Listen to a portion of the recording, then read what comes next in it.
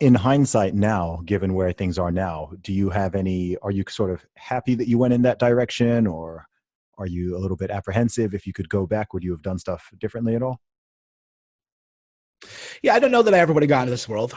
Mm, Looking back, it in a way, we've done some significant things. I think we've moved the world in a better place.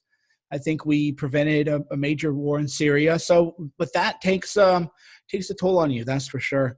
mm, So my earlier life was much more. It was an easy life. It yeah. was a good life. It was a fun life. There's almost a lesson in your own journey as a man where you're not really a man until other people rely on you, because people Hmm. say, what's a man, right? You're a man when other people rely on you. And before I got into politics, nobody ever relied on me. Okay. Like, I had Shauna and whatever, but she was young, attractive, has her own money. It's not really the obligation. Yeah. Now it's like the weight of the world. The weight of the world is on me in a way that it wasn't before. So that's why I don't have a yes or no answer. Yeah. I'm definitely not a yes or no answer. I mean, what were the biggest changes for you in terms of sort of, I don't know, like real life, or what massively changed for you in that regard? Right. Workload increased, Hmm. pay decreased. Hmm. So you would think that because I'm, quote unquote, more notable now, that I would be making more money, but it's actually the opposite. Okay. If you just have like a niche that you're in, that you just kill it, Hmm. that's a very, very good place to be. People underestimate that.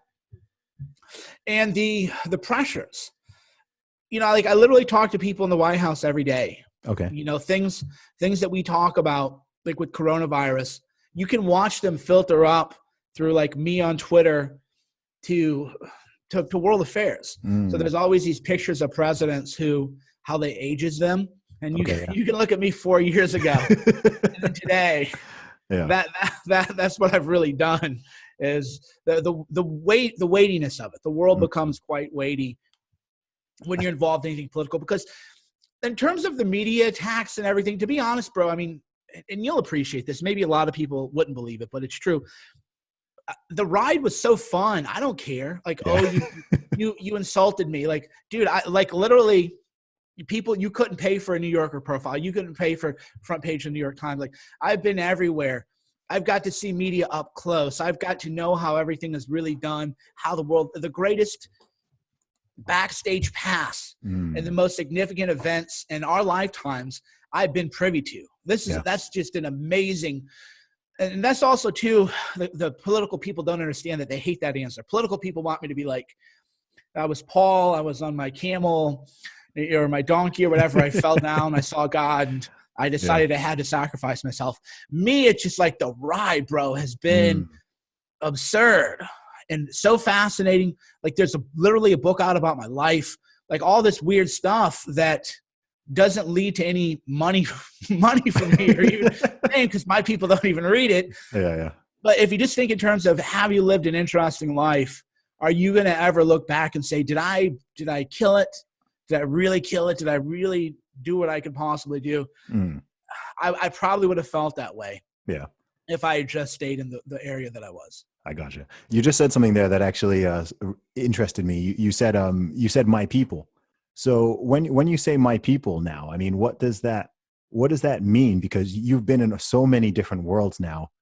Someone like myself, like I can't remember when I first heard about you, but I want to say maybe 6 or so years ago, roughly. Yeah. Um, and so, I've kind of seen this journey and development. I know probably, I don't know the split, but I'd imagine the majority of people who have heard about you now know about you more from like the Trump and post Trump stuff. And then there are people who are kind of on board earlier, a bit like me, right? There's a huge percentage of my audience has never heard my music now, which is kind of like strange because everything used to just be about the music.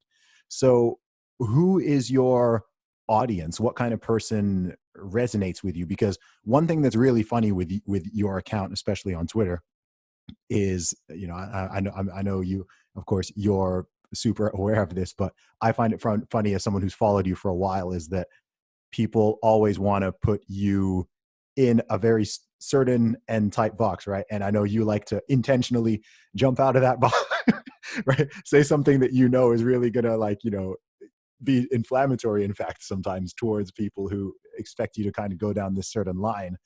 And so what kind of person do you observe being sort of your audience or your tribe? Like what's the thing? Yeah. Yeah. Speaking of which, like, yeah, I lost 10,000 Twitter followers because I was like, I'm going to help Democrats win the Senate. Come on. I'm going to be Yeah. knocking doors. Get out of here, right? So those people are not my audience. Okay. And I try to make that like very, I even said something about Sharia law one time or Muslims. It's just I saw like, if you don't like Muslims or you're afraid of Sharia law in every corner, you are not my audience. My family's Christian. My family's Muslim. Yeah. Just they coexist in Jordan, like they coexist in Israel. So I will provoke a little bit just to say, look, I don't want you here. And by that, I mean just the low consciousness, angry, bitter people. My people, my tribe is always going to be edgier people. Yeah.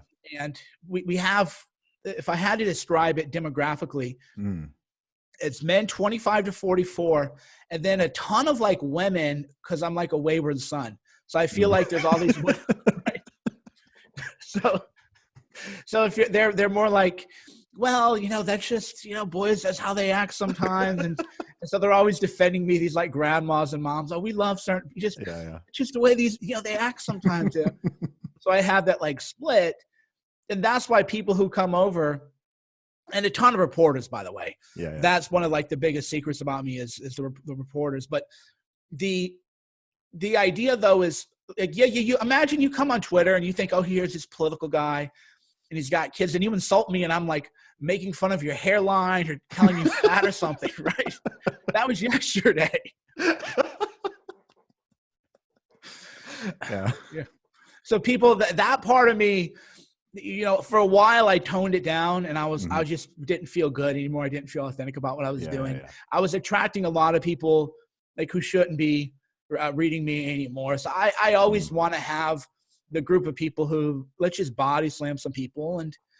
But I prefer to keep, you know, because I prefer to keep it positive. But if you want to come over and, you know, poke and prod me or something like that. I do not scam. Put some respect on my name. Sick like a bang, clicking a bang. Y'all gonna remember the name.